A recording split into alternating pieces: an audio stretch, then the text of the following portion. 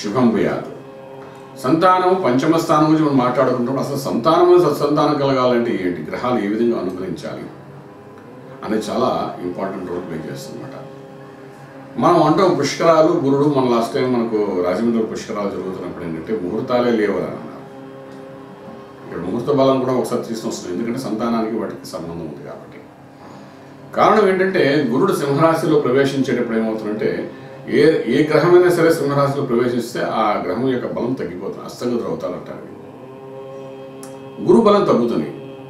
గురు బలం తగ్గినప్పుడు గురువు యొక్క శుభదృష్టి కానీ గురువు యొక్క బలం కానీ లేనప్పుడు వివాహానికి సరైన ముహూర్తం ఉండదు.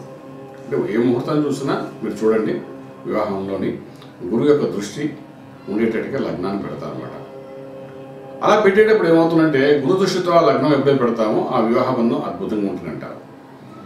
అంటే లగ్న దృష్టి లగ్నం మీద గురు దృష్టి పడాలి, ఇది సహజమైన స్థితి. అది లేని ముహూర్తమే లేదు. అసలు గురువే బలంగా లేనప్పుడు ముహూర్తం ఎలా పెడతారు, అంతే కదా. సో గురువు ఎప్పుడైతే సింహరాశిలో ప్రవేశించాడో ఆటోమేటిక్గా ఏంటంటే వాడి బలం తగ్గింది. వాడి బలం తగ్గినప్పుడు వాడి దృష్టి లగ్నం మీద ఉంటేనేమి దేని మీద పడితేనేమి డెఫినెట్గా మనకు చెప్పడానికి ఏంటంటే గురువు బలం లేని గురువు యొక్క దృష్టి లగ్నం మీద పడుతోంది. అటువంటిప్పుడు ముహూర్తం అనేది ఉండదు. గురు దృష్టి లేకుండా చేసే ముహూర్తం ఏదైతుందో దాని యొక్క ఫలితం కూడా ఉండదంటారు. అంటే ఒక విశేషమైన బలం కావాలంటే రెండు కలయికల్లో ఒక బలం పెరగాలి అంటే గురు దృష్టి అనేది చాలా విశేషమైన స్థితి అని చెప్తామన్నమాట. అలా సింహరాశిలో ఎప్పుడైతే గురుడు ప్రవేశించాడో ఆటోమేటిక్గా ఏంటంటే ఈ సింహరాశి యొక్క ప్రభావంలో, రాశి ప్రభావంలో గురువు యొక్క బలం తగ్గడం వలన ఆ గురు కటాక్షం అనేది ఆ సంవత్సర కాలము ఏ గ్రహం మీదుగా ఏ శుభకార్యం మీద కూడా ఉండదని చెప్తామన్నమాట. ఇది సహజం. ఈ మధ్యకాలంలో పంచాంగాలు 90 రోజులు ఉంటే చాలు, ఆ తర్వాత వివాహ ముహూర్తాలు పెట్టుకోవచ్చని చాలామంది ముహూర్తాలు కూడా పెడుతున్నారు. అది వేరే లెక్క. అసలు సింహరాశిలో ఉన్నప్పుడు ఆయన బలమే లేనప్పుడు ఏ ముహూర్తం వెళ్ళినా ఆ ముహూర్తానికి బలం అంటూ ఉండదు.